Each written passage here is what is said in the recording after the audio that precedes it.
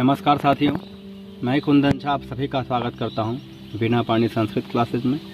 साथियों, आज का हमारा टॉपिक है अधम काव्य अर्थात तीसरे श्रेणी का काव्य। साथियों, जैसा कि हम लोग जानते हैं, काव्य के 3 भेद जो हुए थे, उत्तम काव्य, मध्यम काव्य और अधम काव्य। इन तीनों में हम लोग उत्तम काव्य अर्थात ध्वनि काव्य और गुणीभूत व्यंग्य काव्य अर्थात मध्यम काव्य के विषय में विशद चर्चा कर चुके हैं। यदि आप लोग उस चर्चा को नहीं देखे हैं तो कृपया जाकर पहले उसे देखें, फिर आप इस तृतीय श्रेणी के काव्य के भेद को समझ पाएंगे, ठीक समझ पाएंगे। क्योंकि एक सिस्टम चलता है इन सभी का। एक में उत्तम काव्य में व्यंग्य की अतिशयता दिखाई जाती है, मध्यम काव्य में व्यंग्य जो है वाच्यार्थ से अनुत्तम हो जाता है, और यहाँ पर क्या है, व्यंग्य ही नहीं रहता है। तो देख रहे हैं हम व्यंग्य की प्रधानता तीनों काव्य में है। तो इसीलिए आप पहले काव्य को नहीं समझेंगे तो दूसरे काव्य को समझने में आपको दिक्कतें आएगी। इसलिए मैं तो यही कहूँगा कि आप पहले उसको देखें, उसको समझें, उसके बाद आप इस वीडियो को देखें, तब कुछ समझ में आ जाएगा, तब कोई समस्याएं नहीं होगी। तो चलिए साथियों, आज का हमारा जो यह टॉपिक है अधम काव्य, इसके विषय में चर्चा करते हैं। क्या है यह अधम काव्य और यह अधम काव्य, इसके कितने भेद बताए गए हैं। जैसे गुणीभूत व्यंग्य काव्य के हम लोग भेद जाने, ध्वनि काव्य के भेद जाने, उसी प्रकार अधम काव्य के भी कुछ भेद हैं, उसको हम लोग आज इस वीडियो में कवर करने वाले हैं। चलिए साथियों, हमारे साथ बने रहिए, शुरू करते हैं। साथियों, यह अधम काव्य हम लोग पढ़ने वाले हैं आचार्य मम्मट भट्ट अर्थात काव्य प्रकाश के अनुसार। काव्य प्रकाश के अनुसार, क्योंकि साहित्य दर्पण ने तो अधम काव्य को स्वीकार ही नहीं किया है। ये तो आप लोग जानते हैं, साहित्य दर्पण में केवल और केवल 2 काव्य था, 2 ही काव्य वो स्वीकार करते हैं और बाकी स्वीकार ही नहीं करते हैं। लेकिन यहाँ जो है आचार्य मम्मट और रसगंगाधरकार पंडितराज जगन्नाथ यह अधम काव्य का स्वीकार करते हैं। तो वही उन्हीं के मत के अनुसार मैं अधम काव्य को आज प्रतिपादित करने वाला हूँ। तो साथियों देखिए, अगला क्या है, यह अधम काव्य 2 प्रकार के हैं। ठीक है, अधम काव्य कितने प्रकार के हैं, तो 2 प्रकार के हैं। एक है शब्द चित्रम अधम काव्यम और दूसरा है अर्थ चित्रम। इतना क्लियर हो रहा होगा। अधम काव्य 2 प्रकार का है, एक शब्द चित्र और एक अर्थ चित्र। साथियों, यहाँ शब्द चित्र और अर्थ चित्र से समस्या कुछ है नहीं। बात इतना ही है, जहाँ पर शब्द चित्र काम करता है वहाँ पर अर्थ भी होता है, लेकिन शब्द चित्र की अधिक प्रधानता होती है। ठीक उसी प्रकार जहाँ पर अर्थ चित्र होता है वहाँ पर शब्द भी होता है, लेकिन उसके अर्थ की अधिक प्रधानता होती है। तो इसी प्रकार से यहाँ पर और कोई भेद नहीं, यहाँ पर कोई संदेह नहीं समझना चाहिए। जो शब्द चित्र है तो क्या वहाँ पर अर्थ नहीं होगा, या जहाँ पर अर्थ चित्र है वहाँ पर क्या शब्द नहीं होगा, ऐसा कुछ नहीं है। इसी बात को ग्रंथकार कह रहे हैं यहाँ पर, इस स्लाइड में देखिए आप।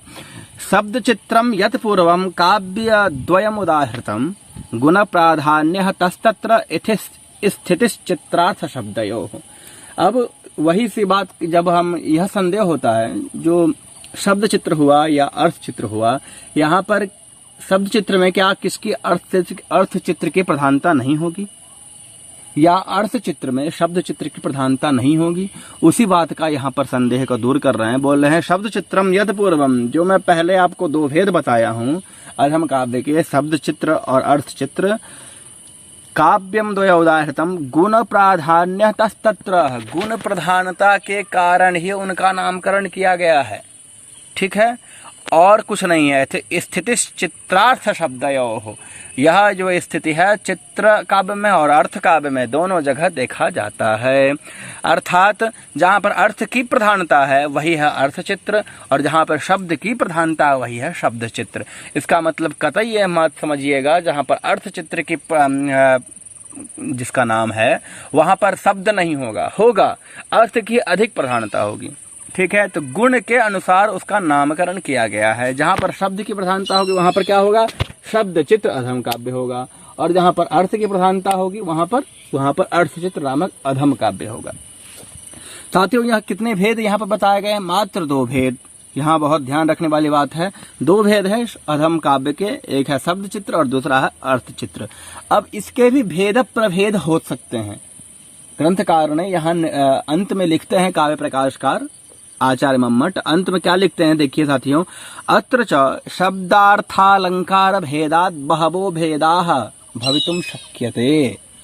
सीधी सीधी बात यह कह रहे हैं, यहाँ भी ध्वनि काव्य और मध्यम काव्य के अनुसार ही यहाँ भी अनेक भेद हो सकते हैं।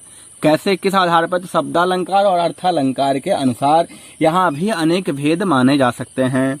ते च अलंकार निर्णय निर्णयष्यन्ते, उन सभी का निर्णय हम अलंकार जब प्रकरण पढ़ेंगे तो उसमें यहाँ पर चर्चा करेंगे।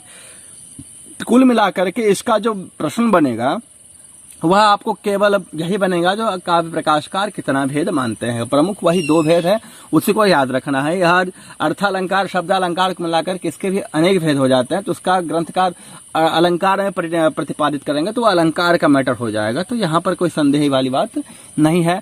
तो शब्दालंकार और अर्थालंकार के अनुसार बहुत सारे भेद हो सकते हैं। ठीक है, यह क्लियर नहीं है, यह स्पष्ट नहीं है, तो इसलिए यहाँ पर घबराने की बात नहीं है। अधम काव्य के भेद केवल और केवल दो ही मानना चाहिए, बस इतना ही है आज का जो विषय है तीसरा हमारा आज का। ये इसके साथ साथ काव्य भेद का जो हमारा टॉपिक चल रहा था कुछ दिनों से, वह आज पूरा हो गया। साथियों, आपको यह हमारा वीडियो कैसा लग रहा है? कि आपको कुछ समझ में आ रहा है तो क्या समझ में आ रहा है? यदि कहीं कोई समस्या है तो आप मुझे अवश्य कमेंट करके बताएं, जो कहाँ क्या दिक्कतें आ रही है। तो मैं इस एग्ज़ाम को लेकर के, जो आप एग्ज़ाम की प्रिपरेशन कर रहे हैं, संस्कृत के प्रतियोगी किसी भी परीक्षा का प्रिपरेशन कर रहे हैं, तो आप यहाँ पर उसका संदेह बता सकते हैं, आप अपनी समस्या बता सकते हैं इससे रिलेटेड, इससे संबंधित। मैं उसका यथा समय उसका समाधान करने का प्रयास करूँगा। तो साथियों, आज के लिए बस इतना ही।